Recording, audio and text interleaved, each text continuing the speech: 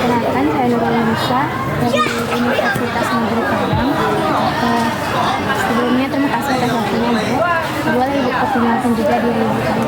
Nama saya Delvia Martiloka, guru BK di SMA Negeri 2 Padang. Boleh saya tanya itu dulu biodata? Tempat lahir di Sungai Penuh 29 Maret 1990. Alumni tamatan BK UNP angkatan 2007, angkatan 2012. Status guru P3K angkatan 2023. Ini sekolah pertama Iya, sekolah mengajar pertama. Kebetulan sebelumnya bertugas di tata usaha di SMA 2 Padang juga, dan alhamdulillah dapat pengangkatan SK P3K di SMA Negeri 2 Padang dan baru berubah jadi guru BK. Berarti usia Ibu berapa? 34 tahun. Berarti saya lanjutkan ke pertanyaan saya. Di sini temanya mengenai pelaksanaan BK di SMA 2 Padang. Jadi yang pertama itu bagaimana proses bimbingan karir dilakukan di sekolah ini dan bagaimana siswa dapat menentukan jalur karir yang tepat untuk mereka. Nah, kalau untuk bimbingan karir, sekarang kita kan sudah menggunakan kurikulum Merdeka. Di kurikulum Merdeka ini, anak bebas memilih arah karirnya sendiri. Nah, jadi dari kelas 10, anak sudah menentukan pilihan karir yang akan ditentukan, salah satunya melalui mata pelajaran pilihan. Kalau dulu kan ditentukan IPA dan IPS. Kalau sekarang, anak sudah bisa memilih mata pelajaran yang diinginkan. Misalnya, mereka ingin kuliah di jurusan kedokteran. Nah, maka mata pelajaran yang dipilih itu biologi dan kimia. Nah, jadi dari sana akan dibimbing anak-anak untuk memilih lebih mendalami materi dari mata pelajaran yang disesuaikan dengan jurusan nantinya.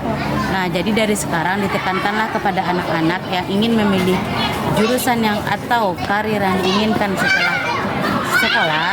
Jadi mereka lebih mendalami materi pelajaran dari mata pelajaran yang ada di sekolah. Yang kedua ya Bu, apa langkah-langkah yang harus diambil siswa jika mereka menghadapi masalah pribadi atau akademik yang mempengaruhi kinerja mereka di sekolah? Kalau masalah pribadi anak-anak bisa bercerita ke guru BK. Itulah gunanya peran guru BK di sekolah.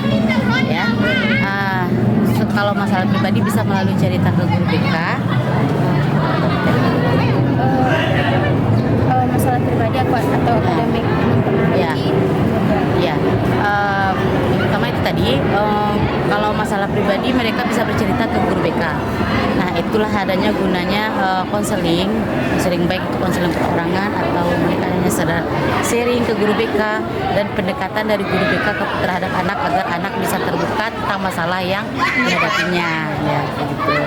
Kalau masalah dari akademik, cenderung anak-anak guru BK berperan bersama dengan wali kelas dan guru mata pelajaran itu melihat nilai mana anak-anak yang bermasalah.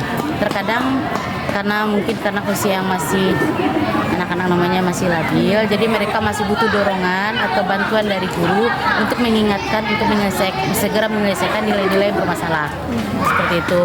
Nah, itu banyak sekarang anak-anak yang bermasalah nilainya kita bantu dengan memfasilitasi dengan penyelesaian ke guru mapelnya, seperti itu. Yang selanjutnya, bagaimana guru BK memahami siswa dalam mengelola stres dan yang mungkin mereka alami selama masa sekolah?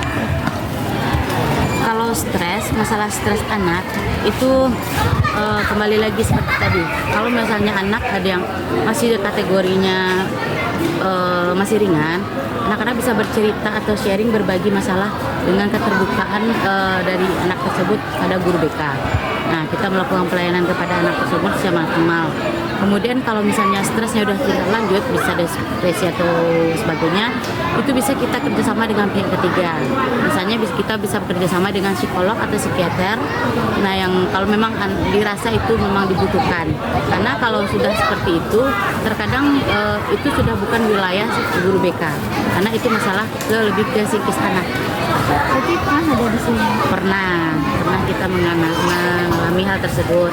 Anak-anak yang mengalami depresi, baik dari segi lingkungan atau dari individu anak itu sendiri.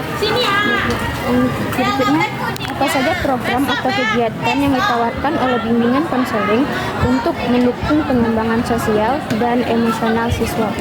Nah, kita ada beberapa layanan BK yang bisa kita lakukan. Nah, selain kita masuk ke kelas, itu namanya layanan yang klasikal dengan pemberian materi, itu baik materi tentang emosi ataupun tentang tingkah laku anak, gitu, atau motivasi belajar anak seperti itu kan. Bisa juga kita dengan melakukan layanan bimbingan kelompok. Nah, jadi kita menentukan kelompok anak di sini. Dijadikan beberapa kelompok untuk anak-anak bisa sharing terhadap teman-temannya, berbaur dengan teman-temannya.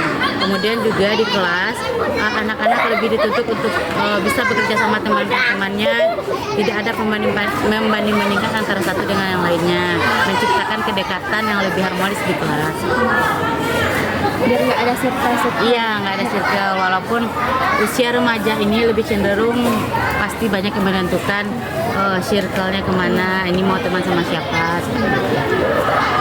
Bu, yang terakhir ya Bu, bagaimana cara siswa atau orang tua dapat mengatur bagaimana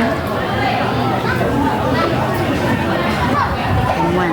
ya mengatur pertemuan dengan guru BK? Kalau biasanya, kalau orang tua yang ingin menghubungi guru BK itu bisa secara langsung, kita punya kontak, orang tua punya kontak guru BK juga, dan anak juga punya kontak guru BK. Kalau di sekolah anak bisa menemui guru BK secara langsung, tapi kalau di rumah orang tua bisa menghubungi melalui WA atau telepon atau janji temu di sekolah gitu. Nah, biasanya yang kita bahas itu terkait dengan masalah anak. Kalau memang tidak ada panggilan dari guru BK, biasanya orang tua bercerita bagaimana keseharian anaknya di sekolah, bagaimana masalah nilai anaknya yang bermasalah, seperti itu. Biasanya kita hanya berbagi atau konsultasi masalah anak saja di sekolah. Saya pernah dengar juga guru BK mengunjungi ke rumah gitu Bu.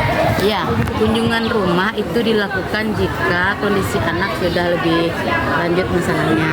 Misalnya, anak ini tidak masuk sekolah. Setelah dihubungi orang tua, misalnya orang tuanya tidak bisa datang ke sekolah, dan itu sudah beberapa kali proses, ternyata tidak ada kunjungan ke sekolah, atau anak ini juga tidak masuk sekolah.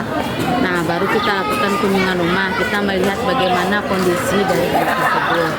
Nah, baik dari segi ekonomi juga seperti itu, kita lihat bagaimana dari kemampuan ekonomi, masalah apa yang terjadi dengan anak tersebut. Makanya kita lakukan kunjungan rumah. Alasan anak itu tidak bersekolah. Itu salah satu contohnya. Baik Bu, terima kasih Bu atas jawabannya dan waktu Ibu. Kami ucapkan terima kasih. Assalamualaikum warahmatullahi wabarakatuh.